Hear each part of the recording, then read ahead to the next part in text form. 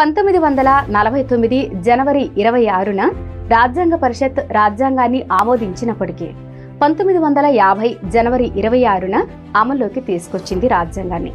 ఎందుకు జనవరి 26కి ఉన్న ప్రత్యేకత ఏంటి ఈ వీడియోలో తెలుసుకుందాం. హాయ్ ఫ్రెండ్స్, నేను రేఖాని, వాయిస్ ఓవర్ కోచ్.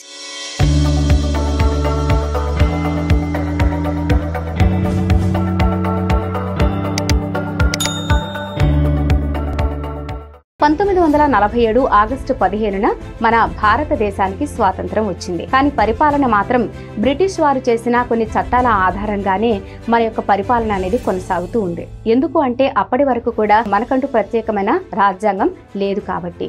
మరి అలాంటప్పుడు మనకంటూ రాజ్యాంగం లేదు, వేరే అప్పటికి కూడా స్వాతంత్రం వచ్చినప్పటికీ కూడా బ్రిటిష్ వారి యొక్క మన చట్టాలను మనం ఎందుకు ఆశ్రయిస్తున్నాము, వాటిని ఎందుకు మనం పరిపాలనలో వాటిని ఎందుకు యూజ్ చేస్తున్నాం, మనకంటూ ప్రత్యేక చట్టాలు కావాలి.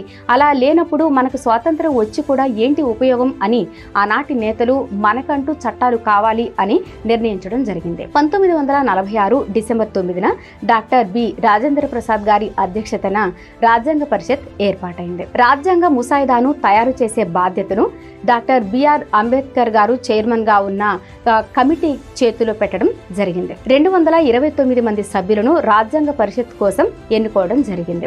70 మందిని ప్రభుత్వం నియమించింది. అంటే 299 మంది సభ్యులు రాజ్యాంగ పరిషత్తులో ఉన్నారు. దీనిలో అన్ని కులాలకు, అన్ని మతాలకు కూడా ప్రాధాన్యం ఇవ్వడం జరిగింది.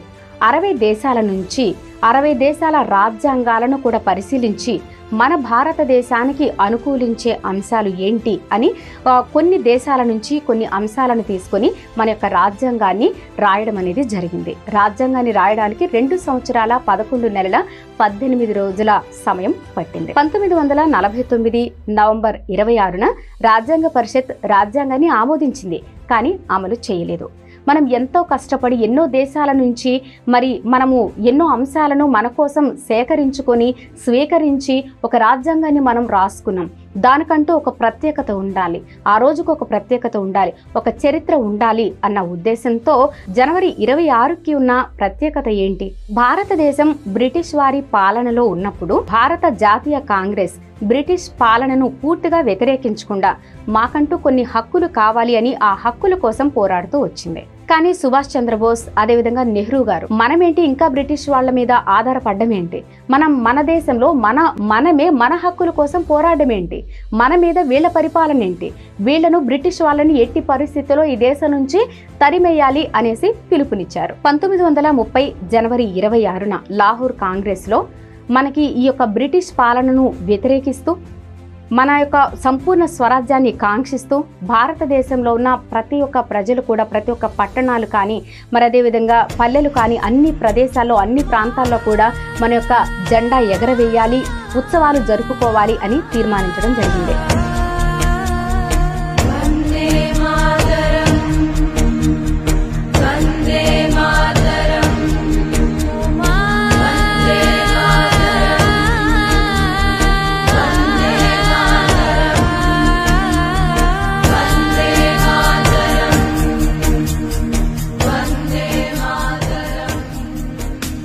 అది జనవరి 26కి ఉన్న ప్రత్యేకత.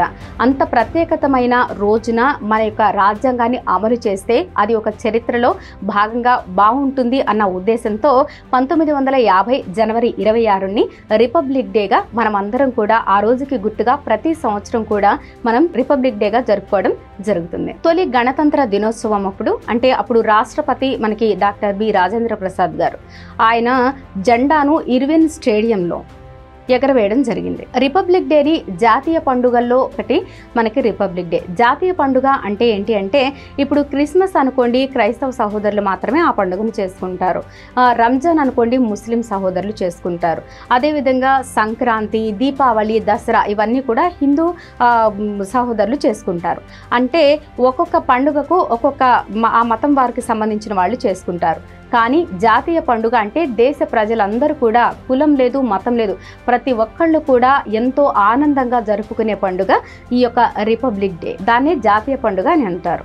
రిపబ్లిక్ డేకు అదేవిధంగా స్వాతంత్ర దినోత్సవానికి ఉన్న డిఫరెన్స్ ఏంటి అంటే, ఇప్పుడు రిపబ్లిక్ డే అంటే మన రాజ్యాంగం అమల్లోకి వచ్చిన రోజుని రిపబ్లిక్ డే అంటే గణతంత్ర దినోత్సవంకి గుర్తుగా మనం జరుపుకుంటాం.